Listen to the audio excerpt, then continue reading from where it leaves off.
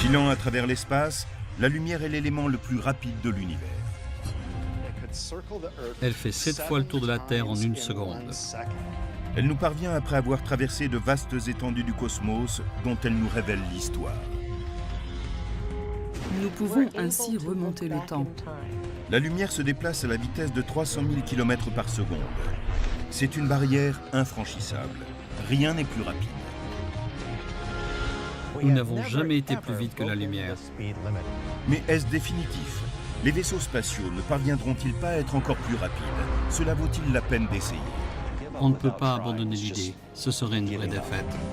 On ne peut ni la toucher ni la sentir.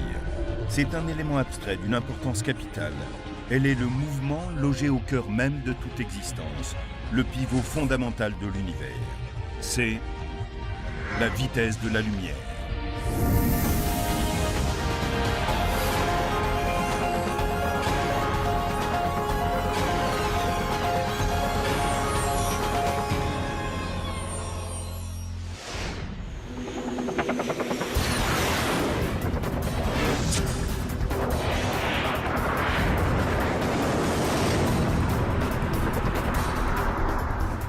Sur la Terre, où l'on recherche en permanence la rapidité, les hommes, les véhicules et les technologies les plus performantes ressemblent à des escargots dans un cosmos où règne la vitesse de la lumière. C'est la pierre angulaire sur laquelle est bâti l'univers.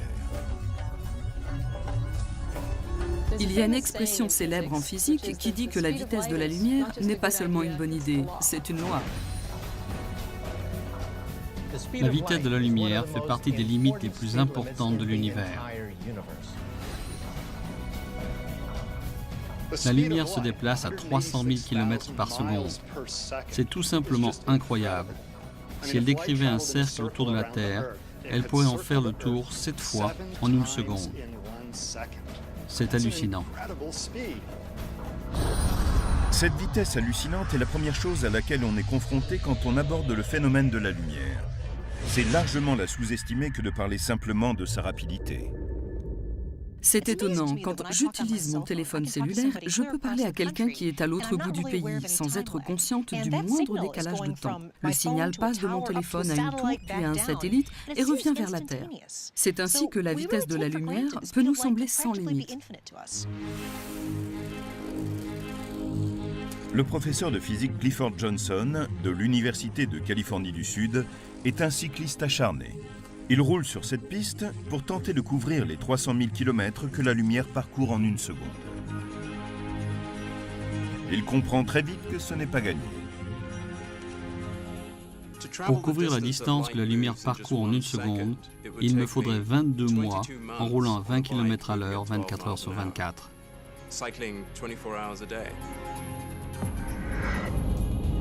Mais c'est la vitesse de la lumière qui permet à notre monde de fonctionner comme nous y sommes habitués.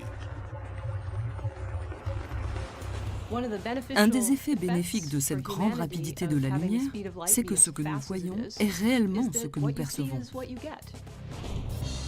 La vitesse de la lumière rend toute expérience quotidienne virtuellement instantanée. Quand une ampoule s'allume, on le voit immédiatement. Tout ce qui se passe autour de nous est enregistré sur le champ. Et certaines expériences montrent bien que la lumière voyage plus vite que n'importe quoi d'autre, y compris le son. Une conséquence intéressante de la grande vitesse à laquelle se déplace la lumière, c'est qu'on voit un éclair tout de suite, alors qu'on entend le tonnerre un peu plus tard seulement. Mais la vitesse de la lumière a aussi ses limites quand on la replace dans un endroit aussi vaste que l'univers. La vitesse de la lumière semble incroyablement rapide à l'échelle humaine, mais en termes d'astronomie, c'est rikiki.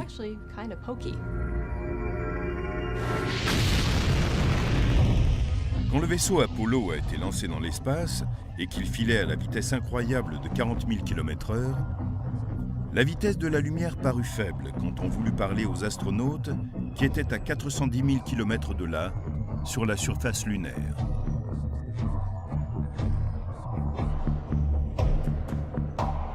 Quand les astronautes étaient sur la Lune et que les gens demandaient à Neil Armstrong « Hey Neil, ça ressemble à quoi là-haut ?» il s'écoulait quelques secondes entre la question et sa réponse. Neil, ici Houston, test radio, à vous. Bien reçu Houston, j'entends parfaitement. J'entends Houston. Bien reçu Buzz. Et ce n'était pas parce qu'il réfléchissait à sa réponse qu'il y avait ces quelques secondes, mais parce qu'il fallait 1,3 secondes pour que le signal arrive à la vitesse de la lumière jusqu'à Neil Armstrong. Et cela prenait de nouveau 1,3 secondes pour que sa réponse revienne par onde radio. Cela faisait 2 secondes 6 au total, sans même prendre le temps de réfléchir. Ces 1,3 secondes qu'il faut à la lumière pour aller de la Terre à la Lune ne sont rien à côté de la durée nécessaire pour atteindre d'autres corps célestes. Pour aller du Soleil à la Terre, par exemple, la lumière prend plus de 8 minutes. Si le Soleil devait disparaître à l'instant même, s'il s'évanouissait soudain, il faudrait 8 minutes avant que nous en ressentions l'onde de choc et que nous en voyions les effets. La vitesse de la lumière étant limitée, la communication avec un vaisseau spatial très éloigné de la Terre devient un véritable défi. Il faut plus de 45 minutes pour qu'un signal atteigne les sondes martiennes. Plus de 3 heures jusqu'à Saturne et la sonde Cassini. Et plus de 29 heures jusqu'à Voyageur 1, la sonde la plus éloignée de toutes qui s'écarte aujourd'hui du système solaire. Pourtant, ces distances ne sont rien à l'échelle cosmique. Nous pouvons à peu près saisir ce que représentent les 10 milliards de kilomètres qui séparent la sonde Voyageur de la Terre. Mais ensuite, l'étoile la plus proche est une naine rouge appelée Proxima du Centaure qui se trouve à près de 40 millions de kilomètres. 40 plus 12 zéros. On me pose souvent la question suivante. En tant qu'astronome, comment appréhendez-vous ces énormes distances, ces nombres immenses? Et je réponds que je n'y arrive pas. Le cerveau humain est impuissant à envisager des chiffres de cette grandeur. J'ai essayé d'écrire le nombre de zéros qu'il faut pour écrire la distance en kilomètres de la Terre à la première galaxie pour voir à quel point ce chiffre était long. En tant qu'astronome, nous devrions passer toute la journée à écrire des zéros si nous n'avions pas fixé une unité plus pratique, l'année-lumière. Elle équivaut à peu près à 9600 milliards de kilomètres. C'est la distance que parcourt la lumière en une année. Utiliser l'expression année-lumière pour marquer des distances ouvre une autre perspective sur la vitesse de la lumière. Sirius, l'étoile la plus lumineuse, est à 8,6 années-lumière de la Terre. Ce qui veut dire que nous ne la voyons pas telle qu'elle est aujourd'hui, mais comme elle était il y a 8,6 ans.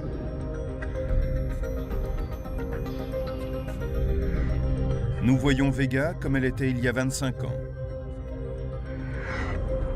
Et la supergéante Beltégeuse telle qu'elle était il y a 5 siècles.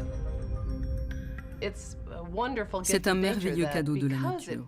Comme l'information prend du temps à nous parvenir, nous pouvons voir en arrière dans le temps. Plus nous regardons loin, plus nous remontons loin dans le temps. Nous n'aurions aucune idée de notre passé cosmique si la lumière était instantanée. Laura Danley est conservateur à l'Observatoire Griffith de Los Angeles. Comme la lumière peut nous ramener dans le passé, elle a rassemblé des photos qui racontent l'histoire de l'univers à travers la vitesse de la lumière, des clichés qui remontent à ses débuts, il y a plus de 13 milliards d'années, jusqu'à nos jours.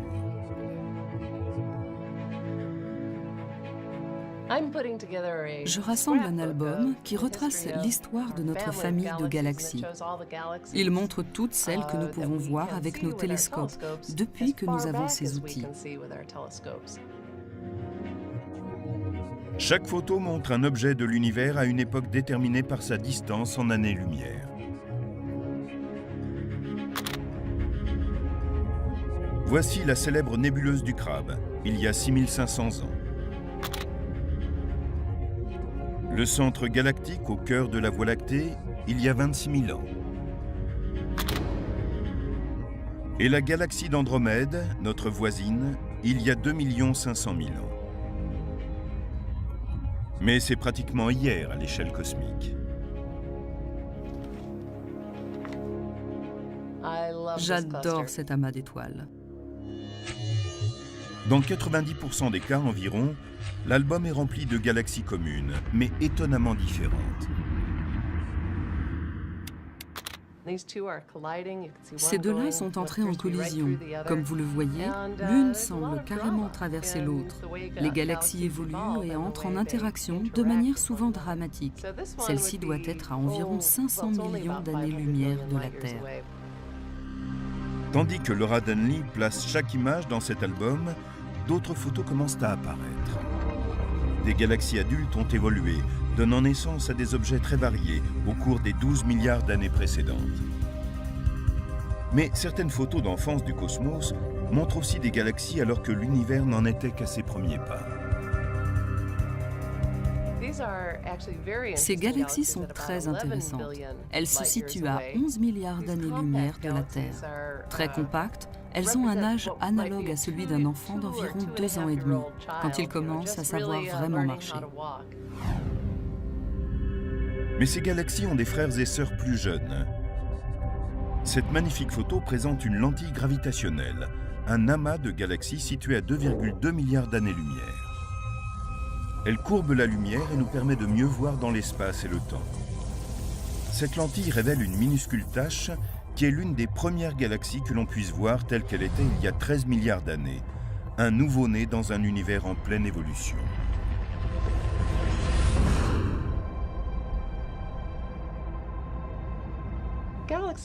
Au tout début, les galaxies n'avaient pas vraiment de forme distincte. C'étaient des sortes de grosses gouttes, sans beaucoup de structure. Au début, l'univers était un peu comme une goutte d'eau. Ce que nous voyons de cette époque, ce sont les premiers instants de son histoire qui ne nous parviennent qu'aujourd'hui, 13,7 milliards d'années après leur naissance. Nous voyons aussi les dernières lueurs venues du Big Bang.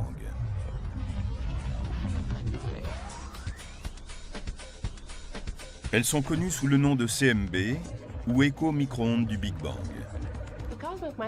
Le CMB est le phénomène le plus éloigné que nous puissions observer, un peu comme la photo d'un enfant pendant l'accouchement.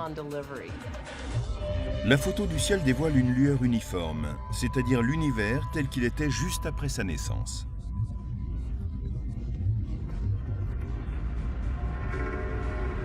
C'est ici que notre perception s'arrête. Notre vision de l'univers est limitée non pas par la taille ou la puissance de nos instruments, mais par la limite de la vitesse de la lumière. Comment l'élément le plus rapide de l'univers peut-il nous rendre aveugles à l'infinité de l'espace ?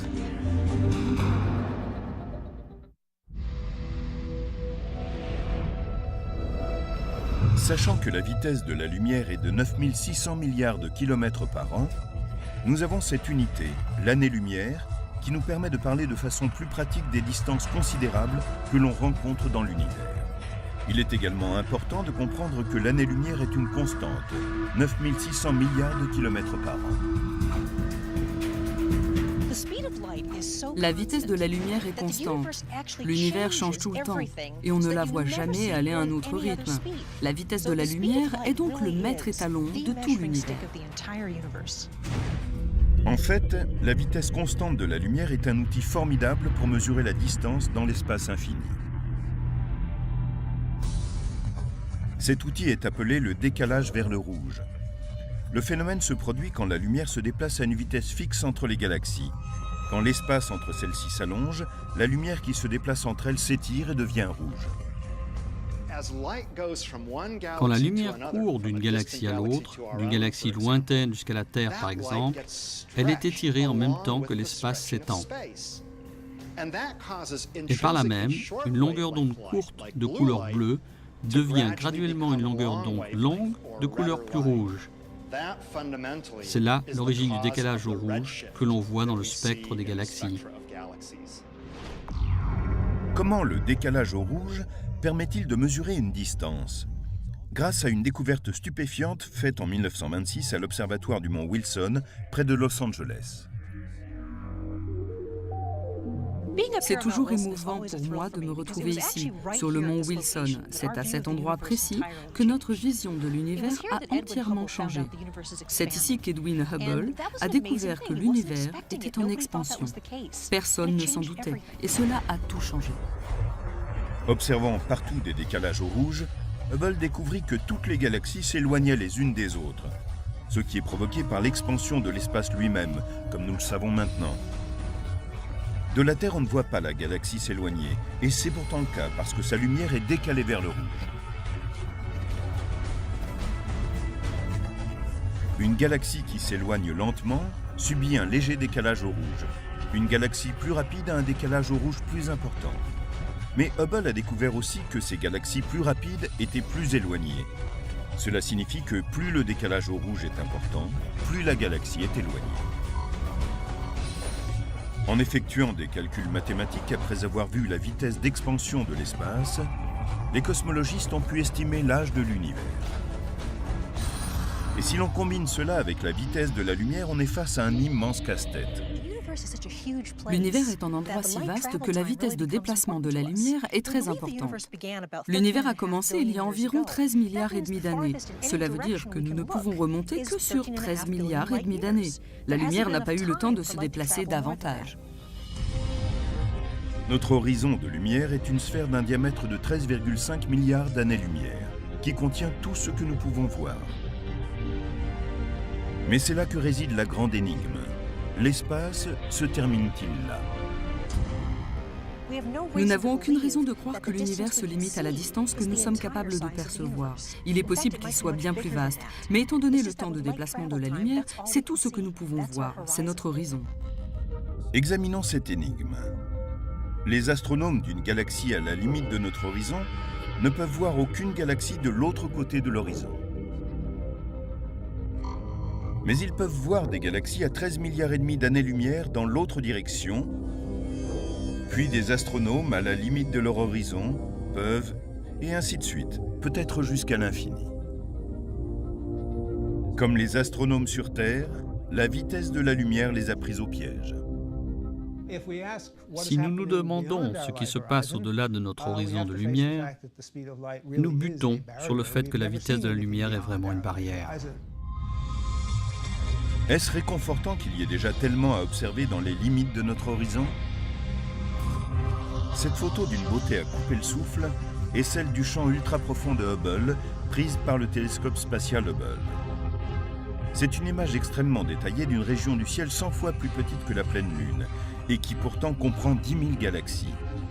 La lumière de certaines avance vers nous depuis 13 milliards d'années. Au-delà se trouve le fond diffus cosmologique qui offre une vision de l'univers 400 000 ans après le Big Bang.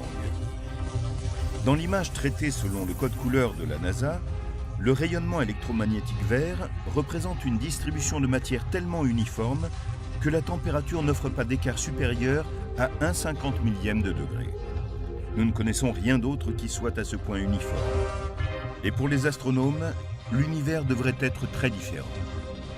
Logiquement, l'univers devait être bosselé quand on regarde dans cette direction, puis dans celle-là. On devrait observer des concentrations de matière totalement différentes et des températures aussi.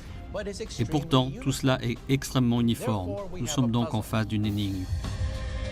Cette énigme débute à la naissance de l'univers, au moment du Big Bang. Si au départ la matière s'est dispersée en tous sens, pourquoi cette uniformité? Aucune explosion ne mène à cet état d'uniformité. Imaginons une explosion que nous connaissons, une bombe atomique, un morceau de TNT. Rien d'uniforme dans ces phénomènes. Un éclat est projeté par-ci, un morceau de papier d'un côté, un morceau de fer de l'autre. C'est complètement disparate. Les spécialistes pensent que le fond cosmique ne devrait pas être aussi vert.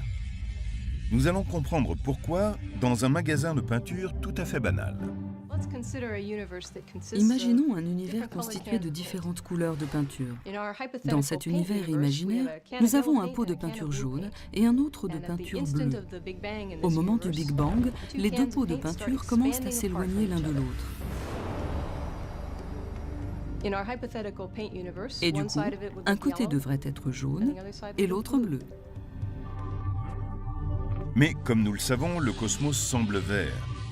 Les deux couleurs que nous venons de voir représentent les différentes particules d'un univers infini. Pour obtenir un vert uniforme, comme dans le fond cosmique, elles doivent se toucher. Mais les spécialistes, après avoir calculé la vitesse du Big Bang, ont conclu que la matière avait été projetée à une vitesse plus rapide que celle de la lumière. Cela signifie que le bleu et le jaune étaient trop éloignés, même au moment de la création, pour pouvoir se mélanger. Il est très étrange de voir un univers aussi uniformément vert. Ce serait comme si on prenait le pot de peinture jaune, qu'on le renversait et qu'il soit vert. Puis on prendrait le pot de peinture bleue, on le renverserait et lui aussi serait vert. C'est impossible. Ce problème peut être résolu par une théorie sur laquelle j'ai travaillé et que l'on appelle inflation. Cela correspond à une distorsion du Big Bang. L'inflation est une version aujourd'hui largement admise, selon laquelle le Big Bang serait indépendant des limites imposées par la vitesse de la lumière. Il est possible aussi que notre univers de peinture se soit expansé seulement jusqu'à ce point, dans un premier temps. Les deux pots de peinture ont assez de temps pour se mélanger et devenir uniformément verts, avant que ne survienne une période soudaine d'expansion plus rapide que la lumière. Et celle-ci aurait répandu de la peinture verte dans tout l'univers. Si cette théorie est exacte, la période d'inflation correspond vraiment au Big Bang que nous observons. L'autre explosion qui s'est produite n'est qu'un petit Big Bang, qui n'est que le précurseur du vrai Big Bang. Aujourd'hui encore, l'univers est dans une phase d'expansion très rapide. Les galaxies s'éloignent les unes des autres à un rythme tel qu'elles semblent dépasser la vitesse de la lumière. L'expansion de l'espace plus rapide que la lumière pose maintenant une autre limite à ce que nous observons de la Terre, car les galaxies continuent à filer loin de nous. Les galaxies relativement proches, celles que l'on voit facilement, se déplacent assez vite, et les plus éloignées se déplacent encore plus vite. Mais celles qui sont vraiment loin se déplacent plus vite que la lumière. Et puis, il y a des galaxies que l'on ne verra jamais, car elles sont tellement éloignées que leur lumière ne nous atteint jamais, puisque l'espace s'étend plus vite que la vitesse de la lumière. L'espace est l'exception à la règle. Il peut s'étendre plus vite que la lumière. Mais à l'intérieur, tout reste relié, selon les lois d'Albert Einstein et sa théorie de la relativité. Albert Einstein est comme le flic du coin. Vous ne pouvez pas franchir la barrière de la lumière. Nous autres physiciens, nous pouvons accélérer les particules jusqu'à 99,99% de la vitesse de la lumière, mais nous ne l'avons jamais dépassée. Nous n'avons pas besoin de briser cette limite pour expérimenter les capacités étranges de la vitesse de la lumière. Si l'univers se courbe et s'étire autour d'elle, que se passe-t-il quand nous accélérons et commençons à nous en rapprocher?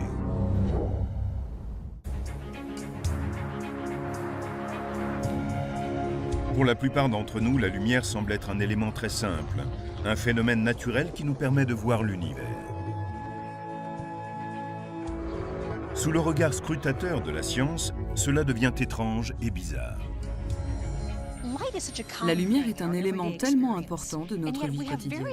Nous comprenons encore très mal ce dont il s'agit réellement. L'univers entier se plie autour de la lumière pour la recevoir. Nous pouvons commencer à comprendre pourquoi l'univers se plie autour de la vitesse de la lumière en rejoignant le physicien Clifford Johnson sur sa piste cyclable. Une balle de tennis va entrer en compétition avec un rayon lumineux. Si je jette un objet quelconque comme une balle de tennis, quelque chose que je peux lancer à une vitesse donnée, celui-ci va parcourir une certaine distance. Voici le trajet de la balle de tennis quand Johnson la lance tout en restant immobile. Elle se pose à la moitié de la piste. Il va la lancer de nouveau, mais cette fois d'un vélo en mouvement. Et le résultat ne sera pas le même. Je lance la balle de tennis à la même vitesse tout en roulant. La vitesse de la balle de tennis s'ajoute à celle du vélo et du coup, elle va aller plus loin. Comparons les deux lancers. La différence est claire. La balle va plus vite quand elle est lancée du vélo en mouvement. Tout prend son sens. Maintenant, servons-nous de la lumière pour le même test. Nous allumerons le feu avant du vélo au lieu de lancer la balle. Si je reste immobile et que j'allume le feu avant de mon vélo, son rayon lumineux va se déplacer à la vitesse de la lumière, à aucune autre vitesse que celle de la lumière. Supposons que le rayon lumineux soit assez lent pour que nous voyions son déplacement sur la piste. Nous marquons sa position un court moment plus tard, puis Johnson allume le feu avant alors qu'il est en pleine vitesse de course. Il se produit quelque chose d'inattendu. La lumière parcourt la même distance que dans le premier cas. Contrairement à la balle de tennis, la vitesse du vélo ne s'ajoute pas à celle de la lumière. La vitesse de la lumière demeure immuable. Les deux rayons lumineux parcourent la même distance parce que la vitesse de la lumière est constante et ne dépend pas du mouvement de sa source. C'est peut-être contraire à ce que nous attendions, mais c'est un fait. Dans l'univers, tout rayon lumineux se déplace à la même vitesse, dans un espace vide, quelle que soit la vitesse de l'étoile ou de la comète ou de la galaxie qui en est la source.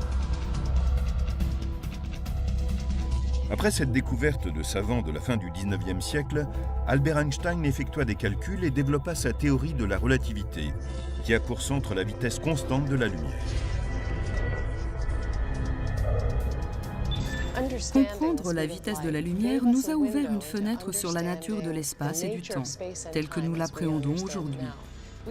Nous ne vivons pas dans un monde rigide, où une cloche sonne à intervalles réguliers. Nous vivons dans le monde d'Einstein, qui est flexible, qui s'étire, un monde où tout est relatif, l'espace et le temps. Au quotidien, l'univers ne nous semble pas en train de s'étirer parce que par rapport à la vitesse de la lumière, nous nous déplaçons très lentement. Mais quand nous accélérons, les choses commencent à changer. Quand on se rapproche de la vitesse de la lumière, toutes sortes de distorsions étranges et magnifiques se produisent. Nous disons que l'univers se tord en quelque sorte, si bien que la vitesse de la lumière est toujours constante. Mais il est étonnant de voir à quel point c'est vrai. Quand on se rapproche de la vitesse de la lumière, le temps paraît ralentir pour l'observateur. C'est comme si on se voyait défiler. C'est stupéfiant. Quand Clifford Johnson roule sur la piste, il aurait besoin d'aller 56 millions de fois plus vite que ses 20 km/h pour se rapprocher de la vitesse de la lumière. Mais admettons que cela lui soit possible. Imaginez que je roule sur mon vélo à une vitesse proche de celle de la lumière. Imaginons juste que cela soit possible. Un monde tourne lentement par rapport au cadreur qui me filme. Si je continue pendant un certain temps, je vais vieillir beaucoup plus lentement que le cadreur qui est fixe. Si bien que quand je reviendrai de ce périple et que je lui parlerai, il sera plus vieux que quand je l'aurai quitté. Cela ressemble plus à de la magie qu'à de la science. Mais beaucoup d'entre nous en font l'expérience chaque jour. Voici un exemple de la théorie de la relativité d'Einstein, c'est-à-dire le fait qu'une horloge qui se déplace avec vous tourne plus lentement qu'une horloge restée fixe. Le système GPS. Le GPS nous permet de conduire un véhicule sans se perdre. Tournez à droite. Tout commence avec un réseau de 24 satellites qui tournent autour de la Terre à 33 000 km au-dessus d'elle. À tout moment, le système GPS reçoit des ondes électromagnétiques qui se propagent à la vitesse de la lumière d'au moins 4 satellites et calcule la distance qui les sépare de votre véhicule ou d'un endroit précis au sol. À 50 mètres, tournez à droite. Tout cela dépend d'horloges très précises. Et quand les ingénieurs ont conçu le système, ils savaient que les satellites tourneraient en orbite à près de 12 000 km/h. Cette vitesse est suffisante pour ralentir leurs horloges d'une minuscule fraction de seconde. Les ingénieurs ont calculé toutes les différences de temps, ce qui donne au système sa précision impressionnante. Si les horloges des satellites ne fonctionnent pas à la même vitesse que celle de la Terre et que vous ne preniez pas cet élément en compte, la position de votre véhicule sera fausse. À 100 mètres sur votre gauche, vous serez arrivé à destination. Lorsqu'on se déplace à une vitesse proche de celle de la lumière, la distorsion du temps n'est qu'un des étranges phénomènes observables. Sur la piste cyclable, Clifford Johnson tente encore d'aller plus loin, tandis que l'espace commence à faire des choses étranges avec lui et son vélo. Imaginons que je sois sur mon vélo, en train d'approcher la vitesse de la lumière. Un observateur verrait par exemple que la longueur de mon vélo, dans la même direction que mon mouvement, est en train de diminuer. En fait, le vélo devient plus court. C'est ce qu'on appelle la contraction des longueurs. Elle est vue par un observateur immobile quand il regarde quelqu'un se déplacer à une vitesse proche de celle de la lumière. Mais le professeur Johnson a la chance d'être témoin des effets bizarres de la vitesse de la lumière. Tandis que sa vitesse se rapproche de celle de la lumière, sa vision du monde change complètement. Ce que je vois quand je me déplace à une vitesse proche de celle de la lumière, c'est que les formes devant moi se distordent par rapport à celles qui sont au quotidien. Tout est tordu dans une sorte de tunnel et les couleurs se distordent aussi, de différentes manières. Le changement de couleur vient de l'effet Doppler, et les déformations viennent d'un phénomène connu sous le nom d'aberration. Cette distorsion est quelque chose de similaire à ce que vous verriez si vous étiez en train de conduire sous une pluie diluvienne. Immobile, vous ne verriez que la pluie tombant tout droit si vous regardiez dehors par la fenêtre, alors que si vous vous déplaciez dans la tempête, vous verriez la pluie apparaître inclinée vers vous à la suite de votre mouvement. C'est ce que vous obtenez quand vous vous déplacez à une vitesse proche de celle de la lumière vers des objets qui sont devant vous. Il n'est pas nécessaire de voyager à une vitesse proche de celle de la lumière pour expérimenter les distorsions provoquées par un mouvement à travers le temps et l'espace.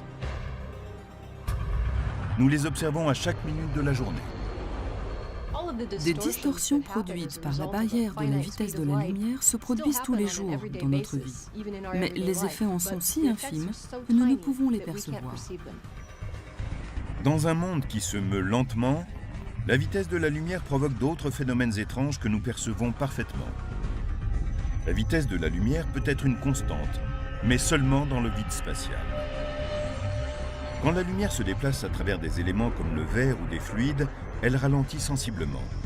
Si ce n'était pas le cas, les télescopes et notre sens de la vision seraient impossibles. Mais que se passerait-il si la lumière ralentissait encore davantage, si sa vitesse devenait nulle ?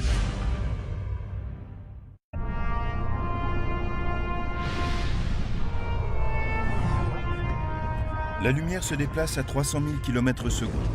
C'est une constante universelle, mais qui comprend un bémol. Cela n'est valable que dans le vide spatial. La lumière change de vitesse selon le milieu où elle se déplace. Par exemple, elle est plus lente à travers l'eau. C'est pour cette raison que l'on peut observer sa réfraction, sa déviation et ses ondes quand on est sous l'eau. La vie, telle que nous la connaissons, serait très différente si la lumière ne se propageait pas à des vitesses différentes selon les matériaux. Par exemple, nous ne pourrions pas voir car nos yeux ne fonctionneraient pas de la même manière. Dans un univers où la lumière se déplacerait à la même vitesse, quel que soit le matériau traversé, nous saurions peu de choses sur le monde qui nous entoure. Nous ne verrions que de vagues taches obscures ou lumineuses. En effet, nos yeux contiennent des lentilles qui font le point sur les images qui s'offrent à nous et les projettent sur nos rétines, tout comme les lentilles prothétiques qui ralentissent la lumière lorsqu'elles les traversent. Mais pourquoi ? Parce que la lumière est absorbée par les atomes du verre et renvoyée ensuite. Il y a donc un laps de temps intermédiaire. La lumière frappe un atome qui vibre et la renvoie. Il y a donc un facteur de délai. C'est ce facteur qui provoque aussi la courbure de la lumière lorsqu'elle frappe le verre en forme de lentille. Elle peut ainsi être concentrée, collectée et magnifiée. Pour les astronomes qui étudient l'univers, rien n'est plus important. Heureusement que la lumière ralentit en traversant le verre, car c'est grâce à cela que nous avons des télescopes. S'ils sont là, c'est parce que comme la lumière décrit une courbure en traversant le verre, nous pouvons concentrer de grandes quantités de lumière en un seul point. Et c'est cela qui nous permet de voir les merveilles de l'univers. À travers les lentilles et les télescopes, la lumière se déplace à une vitesse d'environ 200 000 km/s. Cela correspond aux 2/3 de sa vitesse dans le vide spatial. Mais certains spécialistes cherchent à utiliser la lumière à des vitesses encore plus faibles.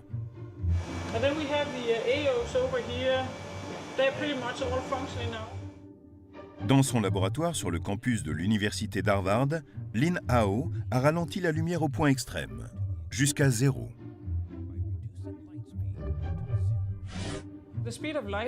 Bien sûr, la lumière est incroyablement rapide.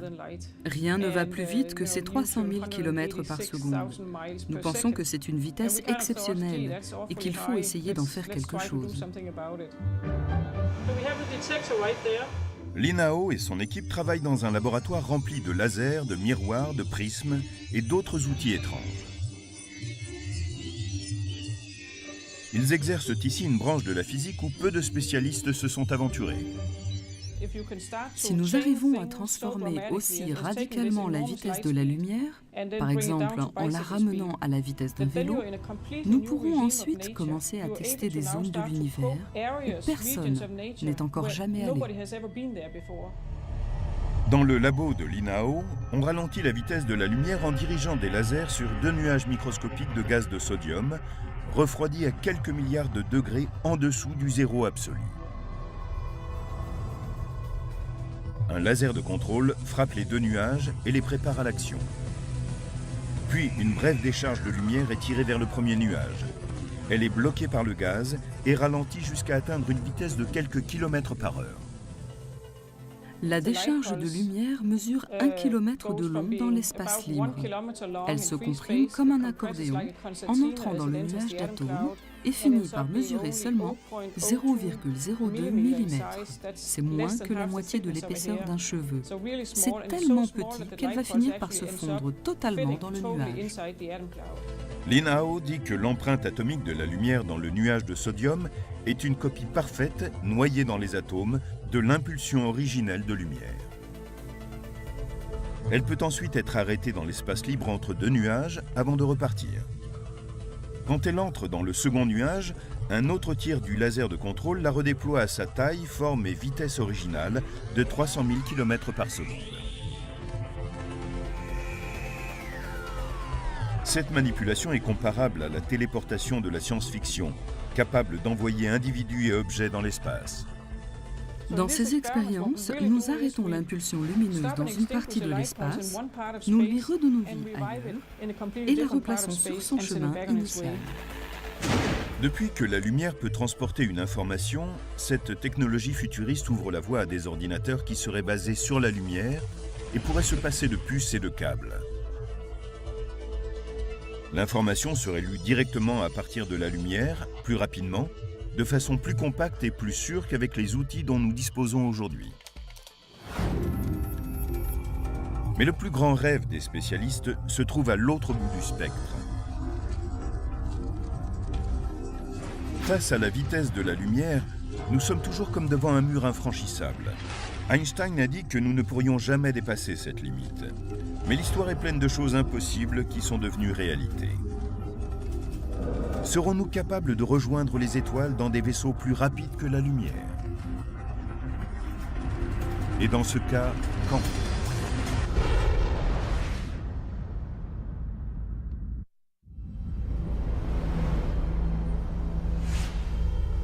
En avril 2008, le célèbre physicien Stephen Hawking a demandé que l'humanité ait pour but à long terme de coloniser l'espace et de faire un voyage interstellaire.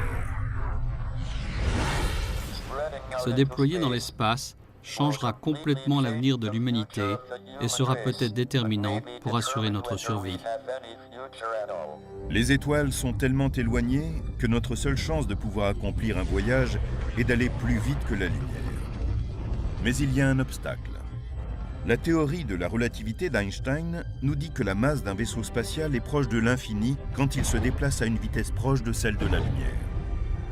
Donc, en essayant d'aller de plus en plus vite, on atteint un point où il faut de plus en plus d'énergie et même une quantité infinie d'énergie pour aller à la vitesse de la lumière. C'est impossible.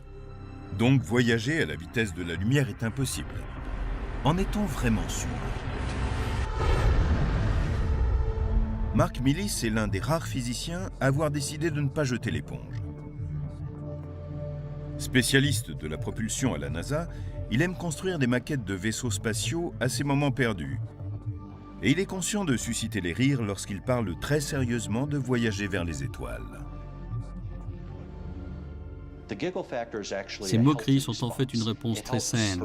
Ce scepticisme oblige à se poser les vraies questions, à être sûr que l'on procède correctement. Mark Millis était à la tête d'un projet de la NASA qui a été abandonné, le programme BPP, Programme de physique avancée des propulseurs. Il a également supervisé un livre qui rassemble les recherches sur ce sujet. Une trentaine de physiciens ont écrit des articles à ce sujet. Certains sont sceptiques, d'autres suggèrent de nouvelles méthodes. Personne ne dit que nous serons très bientôt capables de voyager plus vite que la lumière. Mais dans plusieurs siècles, dans un millénaire, on y arrivera peut-être. Tous les physiciens sont d'accord.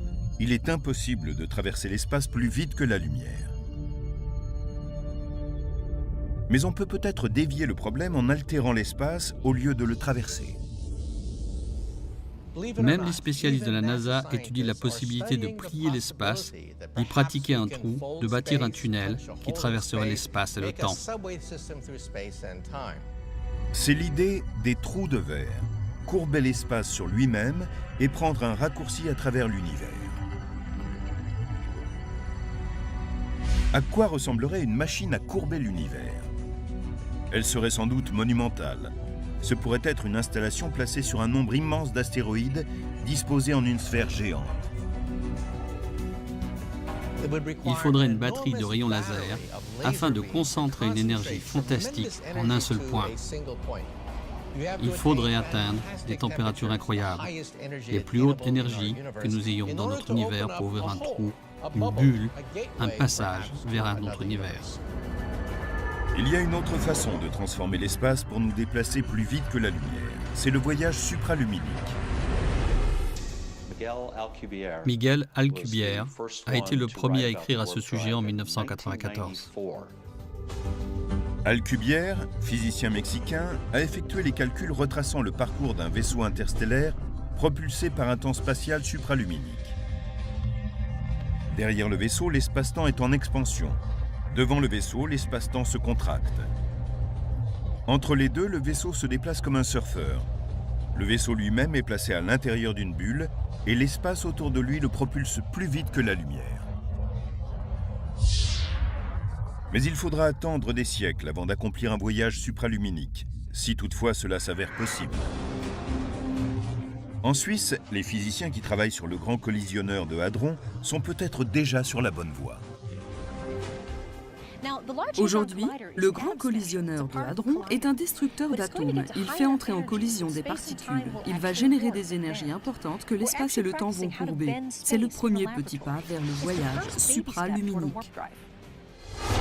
Nos connaissances actuelles dans le domaine de la physique ne nous permettront pas de voyager plus vite que la lumière dans un avenir prévisible. Mais ce n'est pas une raison pour ne pas essayer. Même si voyager à la vitesse de la lumière s'avère impossible, on ne peut pas abandonner l'idée. Ce serait une vraie défaite. À côté de son travail à la NASA, Millis a créé une fondation à but non lucratif, Tau Zéro, qui signifie vitesse de la lumière. Elle est destinée à encourager les recherches sur le voyage interstellaire. Seuls quelques spécialistes poursuivent cette idée, mais beaucoup s'accordent à dire que cela vaut la peine de déployer cet effort. Comprendre son univers est un des besoins essentiels des êtres humains en tant qu'espèce intelligente.